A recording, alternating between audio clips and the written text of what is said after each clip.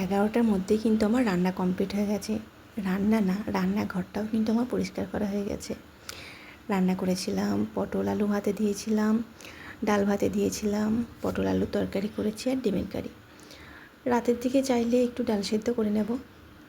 দুপুরের দিকে বাবা ছেলের জন্য কিন্তু ডাল লাগবে না, আর আমার জন্য একটু সাবু ভিজিয়েছি, ওটারই খিচুড়ি বানাবো।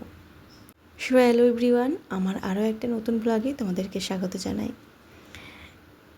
সোমবার দিন সকাল সকাল শান্ত করে নিয়েছিলাম আর রান্নাটাও কমপ্লিট করে নিয়েছি।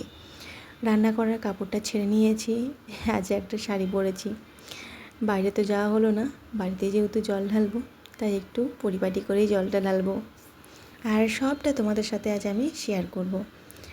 আমি কিভাবে কি করি না করি সব কিছুটা, তার সাথে আমাদের ঠাকুরঘরটাও। ময়েশ্চারাইজারটা আমাকে মাখতেই হয়, তার সাথে সানস্ক্রিনটা, বাইরে যায় আর না যায় ঘরে থাকলেও সানস্ক্রিনটা কিন্তু খুবই প্রয়োজন।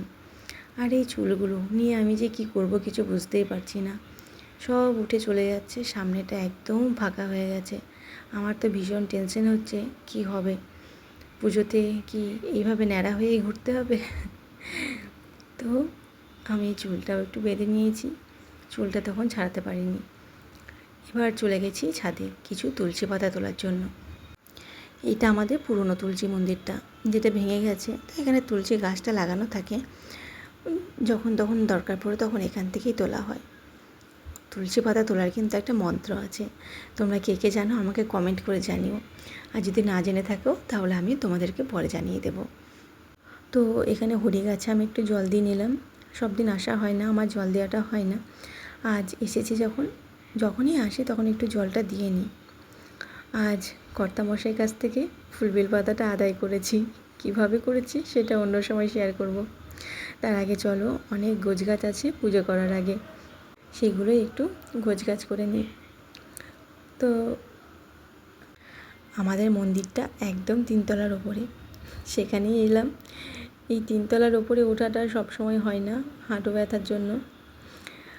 আজ বেলপাতা নিয়ে এসেছে, ফুল, গাঁদা ফুল, আর আছে একটা আকন্দ ফুলের মালা, বেল আছে আর কাটা ফল আছে। কিন্তু ফুলের মালাটা দেখে বিশ্বাস করো আমার ঠাকুরকে পরাতে ইচ্ছা করছিল না, কিন্তু কি করব, একদম পচা পচা ছিল, ওইটাকেই পরাতে হলো। যেগুলো একটু বেশি পচে গেছিলো সেগুলো ছাড়িয়ে ফেলে দিলাম।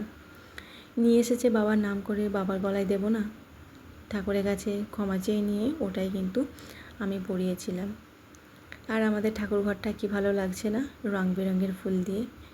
আমাদের অনেকটা জায়গা আছে তো, আর সেখানে অনেক রকমের জবা গাছ লাগানো আছে, সেই বিভিন্ন রকমের জবা ফুল দিয়েই কিন্তু ঠাকুরঘরটা সাজানো হয়েছে। নিজেদের ঘরের এই টাটকা ফুলগুলো দিয়ে পুজো দেওয়ার পর সত্যি কথা বলতে বাইরের ফুল দিয়ে পুজো দিতে আর একদমই ইচ্ছা করে না। কোন দিনকার বাসি পচা কোথায় তুলে দিচ্ছে, কোথায় ফেলে দিচ্ছে, সেখান থেকে নিয়ে এসে দিয়ে দিচ্ছে, এই জন্য আর একদমই ইচ্ছা করে না। এবার বাবার মাথায় আজ একটু ঘি আর মধু দিয়েছি, দইটা কিন্তু নেই। তারপর দুধ গঙ্গা জল দিয়ে বাবাকে স্নানটা করিয়ে দিলাম।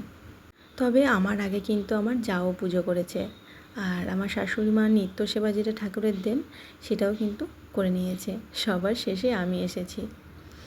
এই দেখো বাবার যে ফুলটা, আকন্দ ফুলটা কীরকম পচা পচা, কিন্তু ঠাকুরের কাছে ক্ষমা চেয়েই পরিয়ে দিতে হলো। অগত্যা মনটা খুব খারাপ লাগছিল যে 2-3টে সোমবার হয়ে গেল, বাবার মাথায় একটাও আকন্দ ফুলের মালা চললো না, আর ও পায়নি, সবার শেষে আনতে গেছে, তো তাই যা পেয়েছে ওইটাই নিয়ে এসেছে। মন থেকে ক্ষমা চেয়ে ওটাই পরিয়ে নিয়েছি। আর বাড়িতেই ছিল দুব্য ঘাস, ওই দুব্য ঘাস কটা তুলে নিয়ে এসেছিলাম। পুজোটা দেওয়া হয়ে গেছে আমার। পুজো করতে যখন এসেছি মা লক্ষ্মী চরণেও দুটো ফুল দিয়ে নেব, সচরাচর তো আসা হয় না, তাই মায়ের পায়েও দুটো ফুল দিয়ে দিলাম।